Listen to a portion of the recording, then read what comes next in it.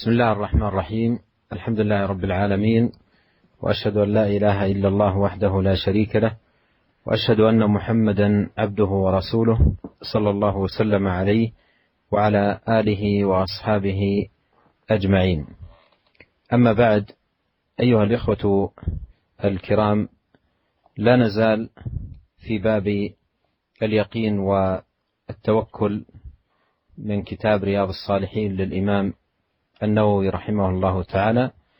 وفي لقائنا السابق أخذنا الآيات التي ساقها الإمام النووي رحمه الله تعالى في مقدمة هذا الباب، باب اليقين والتوكل، ونبدأ في لقائنا هذا بذكر الأحاديث التي ساقها رحمه الله تعالى. بدأ أولا بذكر حديث ابن عباس رضي الله عنهما قال: قال رسول الله صلى الله عليه وسلم: عرضت علي الأمم فرأيت النبي ومعه الرهيط، والنبي ومعه الرجل والرجلان، والنبي وليس معه أحد، إذ رفع لي سواد عظيم فظننت أنهم أمتي، فقيل لي: هذا موسى وقومه، ولكن انظر إلى الأفق، فنظرت فإذا سواد عظيم، فقيل لي: انظر إلى الأفق الآخر، فإذا سواد عظيم، فقيل لي: هذه أمتك ومعها 70,000 يدخلون الجنة بغير حساب ولا عذاب. ثم نهض فدخل منزله، فخاض الناس في أولئك الذين يدخلون الجنة بغير حساب ولا عذاب، فقال بعضهم: فلعلهم الذين صحبوا رسول الله صلى الله عليه وسلم. وقال بعضهم: فلعلهم الذين ولدوا في الإسلام فلم يشركوا بالله شيئا، وذكروا أشياء. فخرج عليهم رسول الله صلى الله عليه وسلم فقال: ما الذي تخوضون فيه؟ فأخبروه، فقال: هم الذين لا يرقون ولا يسترقون ولا يتطيرون وعلى ربهم يتوكلون. فقام عكاشة ابن محصن رضي الله عنه فقال: ادعو الله أن يجعلني منهم، فقال: أنت منهم. ثم قام رجل آخر فقال: ادعو الله أن يجعلني منهم، فقال: سبقك بها عكاشة. متفق عليه. قال الإمام النووي رحمه الله: الرهيط بضم الراء تصغير رهط، وهم دون 10 أنفس، والأفق الناحية والجانب، وعكاشة بضم العين وتشديد الكاف وبتخفيفها، والتشديد أفصح. Bismillahirrahmanirrahim. Alhamdulillah, segala puji dan syukur kita panjatkan kehadirat Allah Subhanahu wa taala atas segala limpahan karunia dan nikmat-Nya yang tiada terhingga. Dan salawat dan salam semoga senantiasa tercurahkan kepada junjungan kita, suri teladan kita, Nabi Muhammad sallallahu alaihi wasallam, dan juga keluarganya serta seluruh sahabat beliau tanpa terkecuali.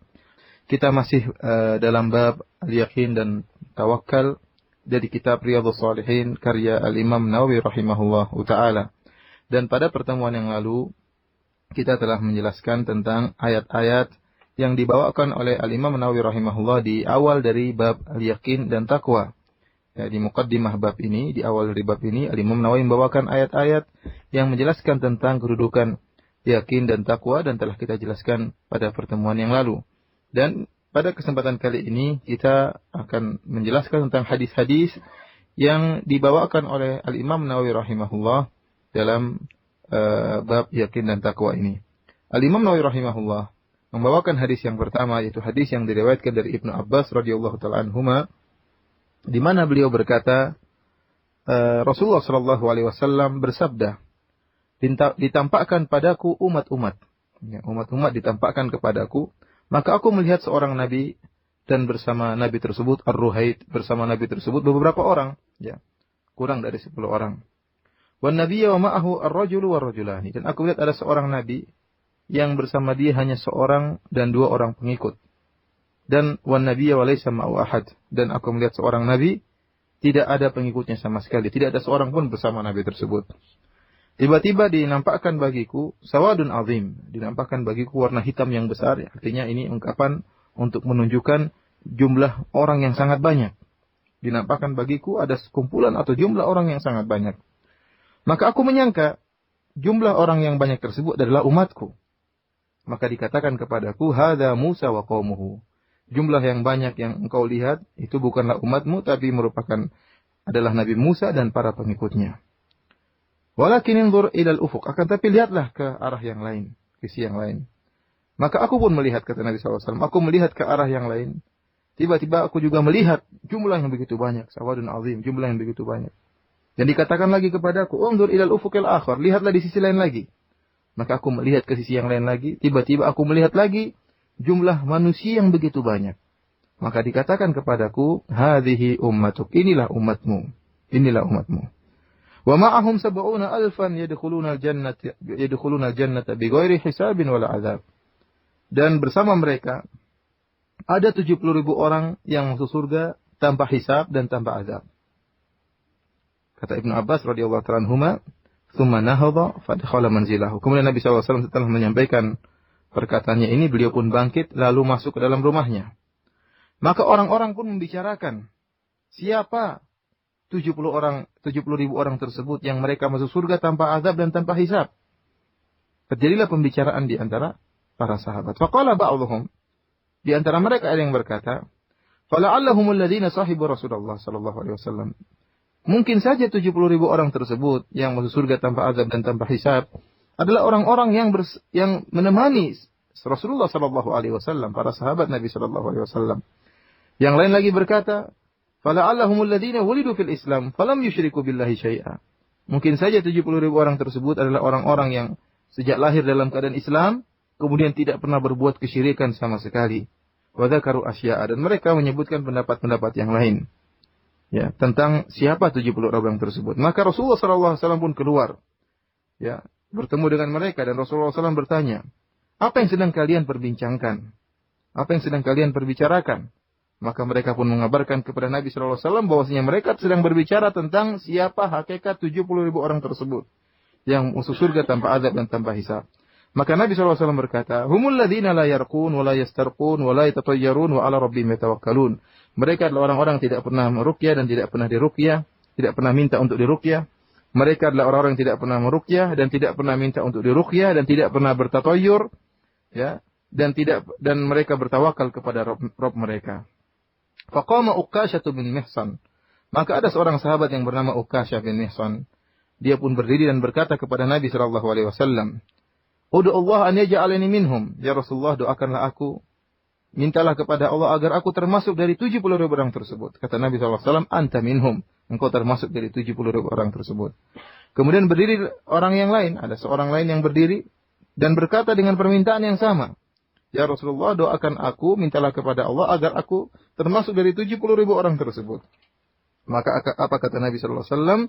Sabaqaka biha Uqasyah. Kamu sudah kedahuluan Uqasyah dalam meminta. Hadis ini muttafaqun alaih, diriwayatkan oleh Imam Bukhari dan Al-Imam Muslim. Al-Imam Nawawi rahimahullah kemudian menjelaskan beberapa kalimat yang asing yang terdapat dalam hadis ini, yang diantaranya kalimat ar-ruhaid. Ruhaid yaitu adalah ism tasghir dari ar-rahd. Adapun ar-rahd itu adalah jumlah manusia yang kurang dari 10 orang. Ya, karena tadi disebutkan ada seorang nabi yang bersamanya ruhaid, yaitu kurang dari 10 orang. Adapun ufuk yaitu sisi, ya, sisi yang dilihat, ya. Kemudian adapun Uqasyah bisa dengan dua bacaan, bisa dengan mentasydid huruf kaf dengan kita baca Uqasyah, atau dengan mentakhfif tanpa tasydid dari huruf kaf kita mengatakan Uqasyah. هذا الحديث أيها الإخوة المستمعون حديث عظيم في باب اليقين والتوكل على الله سبحانه وتعالى. وفيه يقول عليه الصلاة والسلام: عرضت علي الأمم. المراد بالأمم أي أمم الأنبياء. وعرض هذه الأمم أي عرضها عندما تأتي يوم القيامة، كل أمة مع نبيها.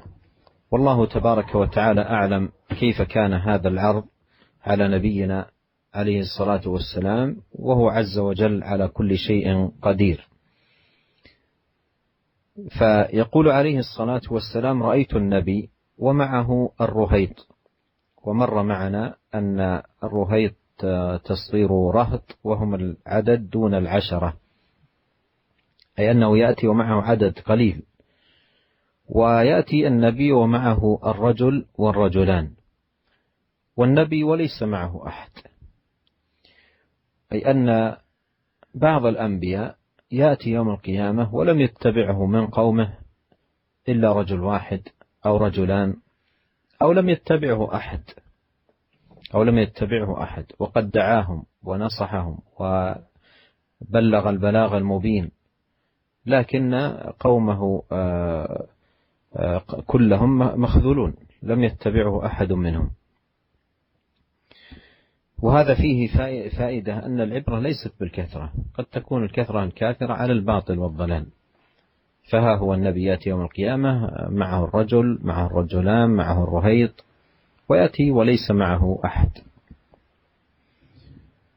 يقول: إذ رفع لي سواد عظيم فظننت أنهم أمتي.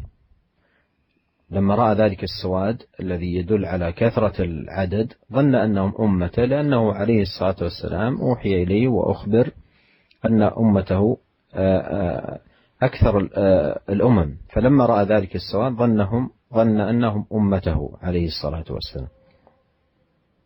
فقيل له: هذا موسى وقومه. وهذا فيه أيضا أن موسى عليه السلام من أكثر الأنبياء تابعا، من أكثر الأنبياء له أتباع بعد نبينا صلوات الله وسلامه عليه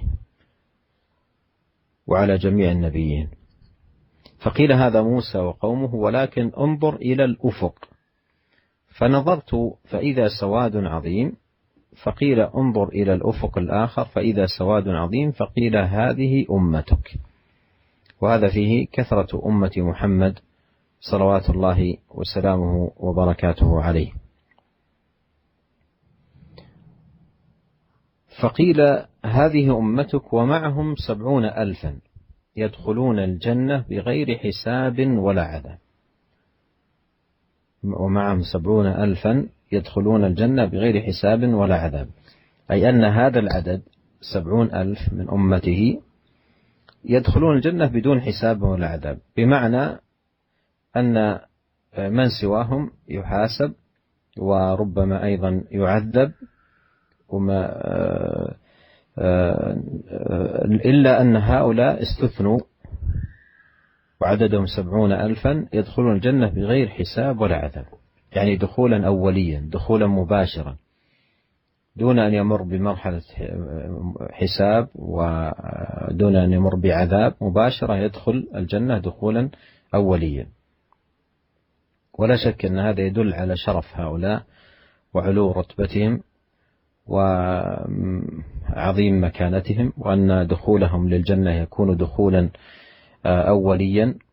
فنهض النبي، قام من المجلس عليه الصلاة والسلام ودخل منزله، وكان منزله ملاصق للمسجد، فدخل منزله فخاض الناس في أولئك الذين يدخلون الجنة بغير حساب ولا عذاب، أي أخذوا يتحدثون من هم هؤلاء، ما صفتهم،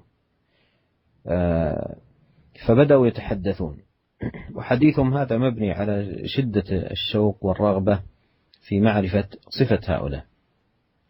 فقال بعضهم: لعلهم الذين صحبوا رسول الله صلى الله عليه وسلم. وهذا فيه شرف الصحابة ومكانتهم، وأنهم خير الناس وخير أمة محمد عليه الصلاة والسلام. قد قال عليه الصلاة والسلام: خير الناس قرني.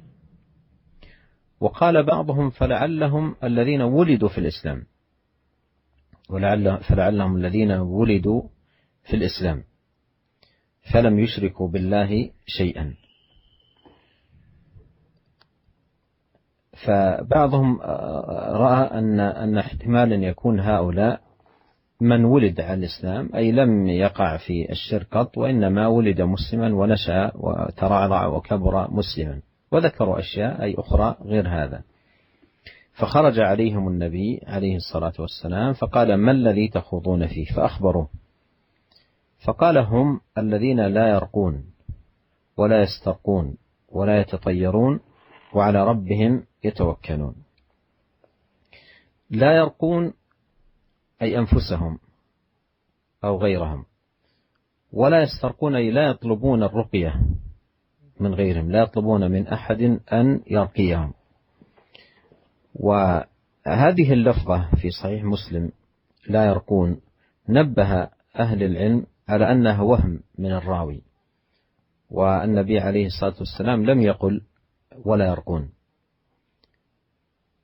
وقد سئل عليه الصلاة والسلام عن الرقية فقال من استطاع منكم أن ينفع أخاه فليفعل، وقال لا بأس بالرقى إذا لم تكن شركا. ورقى جبريل النبي صلى الله عليه وسلم، ورقى النبي صلى الله عليه وسلم أصحابه،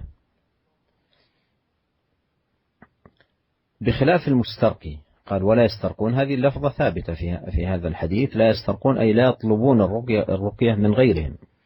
والفرق بين الراقي والمسترقي أن المسترقي سائل مستعطي ملتفت إلى غير الله بقلبه، والراقي محسن، وإنما المراد وصف 70,000 بتمام التوكل، فلا يسألون غيرهم أن يرقيهم من شدة توكلهم على الله سبحانه وتعالى.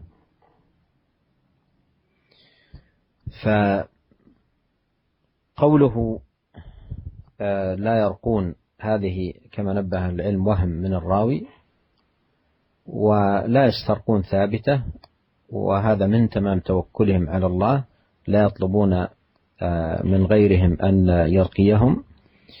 ولا يتطيرون، والتطير هو التشاؤم، سواء بالطير أو بما يشاهد الإنسان ويراه من أشياء،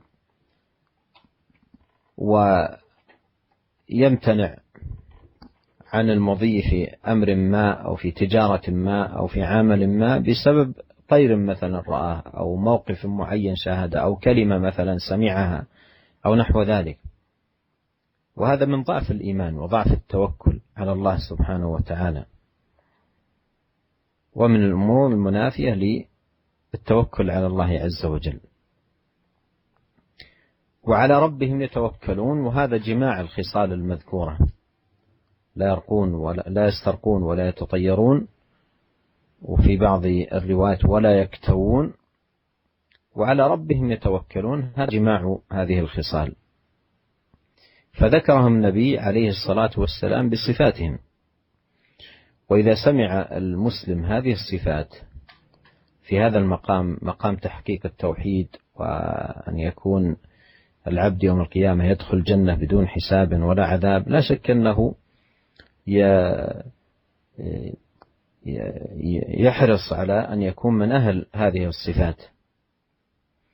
عكاشة رضي الله عنه قال ادعو الله أن يجعلني منهم، من شدة ما قام في قلبه من حرص على هذه الأعمال وأن يكون من هؤلاء، انتهز الفرصة فقال ادعو الله أن يجعلني منهم، فقال أنت منهم.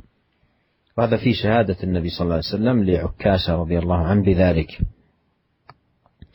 ثم قام رجل آخر فقال ادعو الله أن يجعلني منهم، فقال سبقك بها عكاشة، أي سبقك بهذا الطلب عكاشة ابن محصن بكسر الميم وسكون الحاء وفتح الصاد.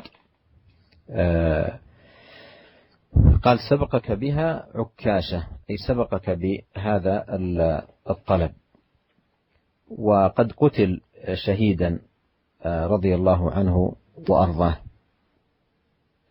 والآخر الذي قام لم يكن ثمة حاجة إلى ذكر اسمه، فأبهم اسمه في الرواية. وقد قال عليه الصلاة والسلام ذلك سبقك بها عكاشة لئلا يتتابع الناس فيسأل من ليس أهلا فيرد فيعرفه الحاضرون. Para pendengar yang dirahmati oleh Allah Subhanahu wa taala, hadis ini merupakan hadis yang sangat agung tentang penjelasan kesempurnaan tawakal dan rasa yakin Di awal hadis ini Nabi SAW menjelaskan bahwasanya ditampakkan kepadaku umat-umat. Ya.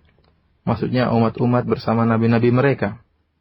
Dan bagaimana ditampakkan umat-umat bersama nabi mereka kepada Nabi SAW, kita tidak tahu bagaimana cara yang jelas. Hal ini terjadi ya pada hari kiamat kelak. Ya. Rasulullah SAW ditampakkan umat-umat seluruhnya bersama para nabi mereka, dan adapun cara penampakannya, bagaimana menampakkannya kepada nabi, yang tahu hanyalah Allah Subhanahu wa taala, dan Allah ala kulli syai'in qadir, dan Allah Maha kuasa atas segala sesuatu. Nabi mengatakan bahwasanya saya melihat ada seorang nabi yang bersamanya hanya ruhaid, hanya sekelompok orang yang jumlahnya sedikit, yang kurang dari 10 ya. Kurang dari 10 ya, entah 8, entah 7, entah 5 ya. Itu jumlah yang sangat sedikit. Kemudian ada juga seorang nabi yang pengikutnya cuma 1 orang atau 2 orang. Ya. Nabi pengikutnya 1 orang dan 2 orang. Wan nabiyyu walaysa ma'ahad. Bahkan ada seorang nabi yang sama sekali tidak ada pengikutnya. Tidak ada seorang pun yang mendengarnya. Tidak ada seorang pun yang menyambut seruannya. Padahal nabi tersebut ya telah menyampaikan dan menasihati dengan cara yang terbaik, dan telah menyampaikan dakwah dengan cara yang sangat sempurna, akan tapi tidak ada seorang pun yang mengikutinya. Ini adalah para nabi yang adalah orang-orang yang sangat sempurna keimanan mereka dan takwa mereka, akan tapi ada di antara mereka yang tidak ada pengikutnya sama sekali. Oleh karenanya hadis ini menunjukkan bahwasanya yang menjadi patokan kebenaran bukanlah jumlah yang banyak. Ya, bisa jadi jumlah yang banyak itu ternyata di atas kesesatan. Ya. Dan di atas penyimpangan. Lihatlah Nabi, ada Nabi yang tidak ada pengikutnya sama sekali. Kemudian kata Nabi SAW, Rufi ali sawadun azim. Tiba-tiba dinampakkan kepadaku, ya, diangkat kepadaku, sawadun azim, jumlah manusia yang sangat banyak. Dan saya menyangka bahwasanya jumlah manusia yang begitu banyak yang diperlihatkan kepadaku, saya menyangka mereka adalah umatku. Kenapa Nabi SAW menyangka demikian? Karena telah dikabarkan kepada Nabi SAW bahwasanya umat Rasulullah SAW adalah umat yang jumlahnya paling terbanyak dibandingkan umat-umat dari nabi-nabi yang lain. Sehingga tatkala Nabi melihat jumlah yang begitu banyak, Nabi menyangka itu adalah umatnya. Maka dijelaskan kepada Nabi SAW bahwasanya jumlah manusia yang banyak yang dilihat oleh Nabi SAW pertama kali adalah Musa dan kaumnya. Ini dalil bahwasanya Nabi Musa alaihissalam merupakan nabi yang paling banyak pengikutnya setelah Rasulullah sallallahu alaihi wasallam. Kemudian dikatakan kepada Nabi sallallahu alaihi wasallam, lihatlah pada sisi yang lain. Maka Nabi sallallahu alaihi wasallam menoleh dan melihat pada sisi yang lain. Nabi melihat juga jumlah yang begitu banyak. Kemudian diperintahkan lagi kepada Nabi untuk melihat sisi yang lain lagi. Jadi Nabi melihat 2 sisi jumlah yang begitu banyak manusia. Di 2 sisi tersebut rupanya merupakan umat Rasulullah sallallahu alaihi wasallam. Maka dikatakan hadhihi ummatuk. Inilah umatmu ya, karena sangat banyak jumlahnya dan Nabi sallallahu alaihi wasallam adalah nabi yang paling banyak pengikutnya. Kemudian dijelaskan kepada Nabi sallallahu alaihi wasallam bahwasanya di antara umat Nabi sallallahu alaihi wasallam ada 70.000 orang yang masuk surga tanpa hisab dan tanpa azab. Artinya apa? Selain mereka, selain 70 orang tersebut, selain mereka, ya ada yang dihisab. Atau ada yang diazab. Ya, sebelum masuk surga diazab dulu, ada yang dihisab dulu. 70.000 orang tersebutlah yang masuk surga tanpa azab dan tanpa hisab. Kemudian Nabi SAW pun masuk ke dalam rumahnya. Ya, masuk dalam rumahnya, dan kita tahu bahwasanya rumah Nabi SAW bersambung dengan masjid Rasulullah SAW. Jadi setelah Nabi SAW menyampaikan kabar tersebut kepada para sahabat yang hadir, Nabi SAW kemudian bangkit ya dari majelisnya. Kemudian Nabi SAW masuk dalam rumah beliau. Fakhadhan nasu fi ulaik. Maka setelah Nabi masuk dalam rumahnya, maka orang-orang yang tadi hadir pada membicarakan siapakah 70.000 orang yang masuk surga tanpa azab dan tanpa hisab tersebut. Karena ini merupakan ya keutamaan yang sangat tinggi yang menunjukkan kemuliaan 70.000 orang tersebut. Mereka masuk surga tanpa azab dan tanpa hisab. Kita tahu bagaimana sulitnya hisab dan kita tahu bagaimana pedihnya azab. Ternyata 70.000 orang ini masuk surga tanpa azab dan tanpa hisab. Maka para hadirin yang tadi mendengar sabda Nabi, mereka pun membicarakan siapa 70.000 orang tersebut. Apa sifat-sifat mereka? Ya. Semangat mereka untuk membicarakan hal ini karena mereka ingin termasuk dari 70 orang tersebut. Ya, Rasulullah mengatakan akan ada 70.000 orang. Ya. Rasulullah membicarakan tentang masa depan, tentang hari kiamat. Akan ada 70.000 orang masuk surga tanpa adab dan tanpa hisab. Tentunya yang mendengarkan hadis ini ingin seperti mereka. Maka mereka pun membicarakan apa sih sifat-sifat 70.000 orang tersebut. Di antara mereka yang membicarakan tadi ada yang mengatakan fala'allahumul ladzina sahibu Rasulullah sallallahu alaihi wasallam. Bisa jadi 70.000 orang tersebutlah orang-orang yang merupakan sahabat Rasulullah sallallahu alaihi wasallam. Ya, ini menunjukkan ya keutamaan para sahabat. Ya, sehingga diduga bahwasanya 70.000 orang tersebut adalah para sahabat Nabi sallallahu alaihi wasallam karena kedudukan mereka yang tinggi ya di sisi Islam dan juga di sisi Rasulullah sallallahu alaihi wasallam, yang dimana Nabi sallallahu alaihi wasallam mengatakan para sahabatlah manusia yang terbaik, khairun nasi qarni, tsumma alladziina yalunahum, tsumma alladziina yalunahum. Sebaik-baik generasi adalah generasiku, itu para sahabat, kemudian setelahnya dan setelahnya. Kemudian sebagian yang lain ya menerka-nerka ya, dan ada yang mengatakan fala'allahumul ladziina wulidu fil Islam wa falam yusyriku billahi syai'a. Bisa jadi 70.000 orang tersebutlah orang-orang yang sejak kecil sudah lahir dalam Islam, lahir dalam keadaan muslim, kemudian dia tidak pernah berbuat kesyirikan sama sekali ya. Ini karena mereka tahu akan bahaya kesyirikan, sehingga orang yang tidak pernah terjerumus dalam kesyirikan memiliki kedudukan yang tinggi, dan diduga oleh para hadirin yang mendengar sabda Nabi tersebut bahwasanya orang yang tidak pernah berbuat kesyirikan sama sekali, mereka itulah yang termasuk dari 70.000 orang yang masuk surga tanpa adab dan tanpa hisab. Dan mereka menyebutkan perkiraan-perkiraan yang lain pula. Akhirnya Nabi SAW keluar ya dan bertanya kepada mereka, apa yang sedang kalian perbincangkan? Maka mereka pun mengabarkan kepada Nabi SAW tentang bahwasanya mereka sedang menerka-nerka apa sih sifat-sifat 70.000 orang tersebut. Maka Nabi SAW kemudian menjelaskan 70.000 orang tersebut adalah humul ladzina la yarqun, yaitu orang-orang yang tidak pernah meruqyah, wala yastarqun, dan orang-orang yang tidak pernah minta untuk diruqyah, wala yatatayyarun, yaitu orang-orang yang tidak pernah menggantungkan nasib buruk dengan kejadian atau dengan suara, dengan kondisi tertentu ya. Wa ala rabbihim yatawakkalun, dan mereka bertawakal kepada Rabb mereka. Para pendengar yang dirahmati oleh Allah Subhanahu wa taala, di sini Nabi sallallahu alaihi wasallam menyebutkan 70.000 orang adalah orang-orang yang tidak pernah meruqyah. Kalimat la yarqun, mereka tidak pernah meruqyah. Lafal ini ya terdapat dalam Sahih Muslim saja ya, tidak terdapat dalam riwayat-riwayat yang lain, dan para ulama ya, para ahlul hadis mereka telah mengingatkan bahwasanya lafal la yarqun, mereka 70.000 orang tersebut tidak pernah meruqyah adalah lafal yang merupakan waham, yaitu kesalahan dari perawi. Nabi tidak pernah mengucapkan kalimat ini. Yang benar Nabi mengatakan la yastarqun. 70.000 orang tersebutlah orang-orang yang tidak pernah meminta untuk diruqyah. Ya. Kenapa? Karena meruqyah itu diperbolehkan. Bahkan dianjurkan kalau memang bermanfaat bagi orang lain. Karena Nabi sallallahu alaihi wasallam pernah berkata, "Man istata'a minkum an yanfa'a akhahu falyaf'al." Barang siapa di antara kalian ya yang mampu untuk memberi manfaat kepada saudaranya, maka lakukanlah. Tatkala Nabi ditanya, "Bolehkah kita meruqyah orang lain?" Nabi menjawab dengan jawaban tadi, barang siapa yang mampu untuk memberi manfaat, yaitu dengan untuk meruqyah saudaranya, maka lakukanlah. Dalam hadis yang lain kata Nabi sallallahu alaihi wasallam, "La ba'sa birruqa ma lam yakun fihi syirk." Ya. Tidak apa-apa, tidak mengapa dengan ruqyah selama tidak ada kesyirikan. Oleh karenanya, malaikat Jibril alaihissalam pernah meruqyah Nabi sallallahu alaihi wasallam, dan Nabi sallallahu alaihi wasallam juga pernah meruqyah para sahabat. Oleh karenanya kalimat la yarqun, tidak pernah meruqyah, baik meruqyah diri sendiri atau meruqyah orang lain, merupakan lafal yang kesalahan, merupakan kesalahan yang tidak pernah diucapkan oleh Nabi sallallahu alaihi wasallam, akan tapi kesalahan dari seorang rawi yang meriwayatkan lafal tersebut. Dan tentunya berbeda antara ar-raqi dan mustarqi. Ar-raqi dan al-mustarqi tentunya berbeda. Ar-raqi, orang yang meruqyah, adalah orang yang baik, memberi manfaat kepada orang lain, berbuat baik kepada orang lain.